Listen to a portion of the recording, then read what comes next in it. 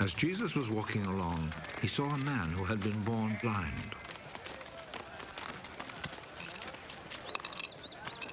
Teacher, whose sin caused him to be born blind? Was it his own or his parents' sin?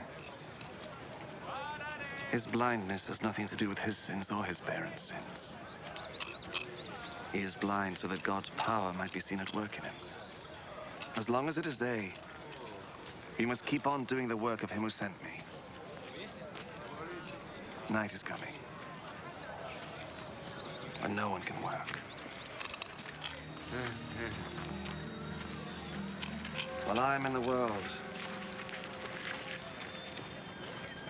I am the light for the world.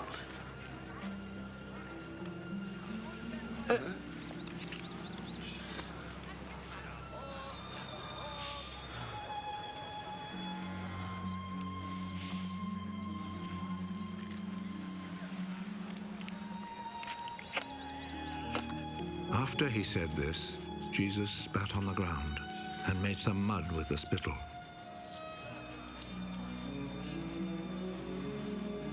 He rubbed the mud on the man's eyes.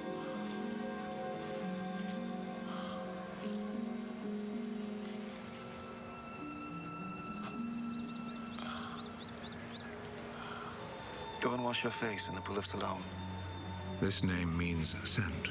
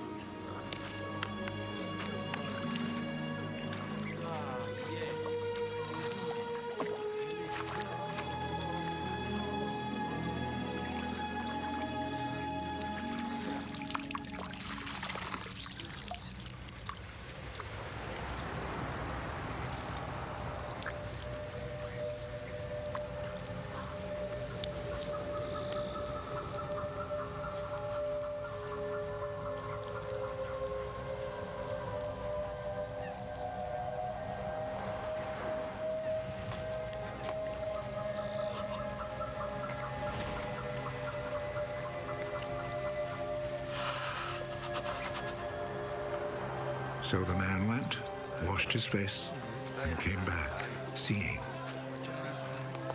His neighbors then, and the people who had seen him begging before this, asked, "Isn't this the man who used to sit and beg?" He's the one. No, he isn't. He just looks like him. I am the man. How is it that you can now see? The man called Jesus made some mud, rubbed it on my eyes, and told me to go to Siloam and wash my face. So I went, and as soon as I washed, I could see. Where is he? I don't know.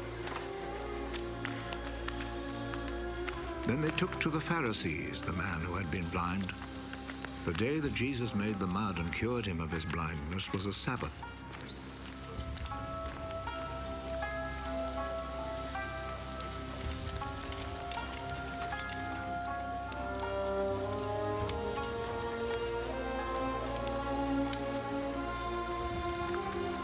The Pharisees then asked the man again how he had received his sight. He put some mud on my eyes. I washed my face, and now I can see. The man who did this cannot be from God, for he does not obey the Sabbath law. How could a man who is a sinner perform such miracles as these? And there was division among them. You say he cured you of your blindness. Well, what do you say about him? He is a prophet. The Jewish authorities, however, were not willing to believe that he had been blind and could now see until they called his parents. Is this your son? You say that he was born blind. How is it then that he can now see? We know that he is our son, and we know that he was born blind. But we don't know how it is that he is now able to see, nor do we know who cured him of his blindness. Ask him. He is old enough and he can answer for himself. His parents said this because they were afraid of the Jewish authorities, who had already agreed that anyone who said he believed that Jesus was the Messiah would be expelled from the synagogue. That is why his parents said, "He is old enough, ask him." A second time, they called back the man who had been born blind. Promise before God that you will tell the truth. We know that this man who cured you is a sinner. I do not know if he is a sinner or not. One thing I do know. I was blind. And now I see.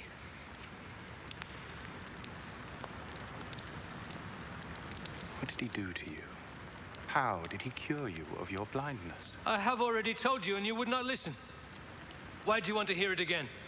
Maybe you too would like to be his disciples. They insulted him and said, You are that fellow's disciple. But we are Moses' disciples. We know that God spoke to Moses. As for that fellow, however, we do not even know where he comes from. What a strange thing that is. You do not know where he comes from, but he cured me of my blindness. We know that God does not listen to sinners. He does listen to people who respect him and do what he wants them to do. Since the beginning of the world, nobody has ever heard of anyone giving sight to a person born blind. Unless this man came from God, he would not be able to do a thing. You were born and brought up in sin. And you are trying to teach us. and they expelled him from the synagogue.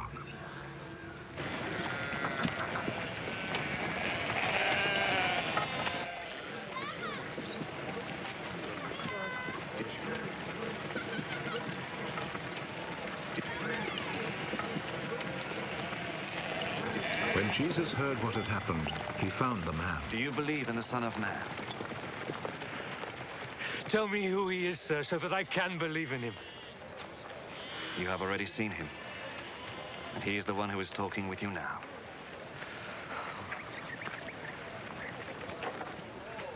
I believe, Lord. And he knelt down before Jesus. I came to this world to judge, so that the blind should see, and those who see should become blind. Some Pharisees who were there with him heard him say this and asked him, Surely you don't mean that we are blind too?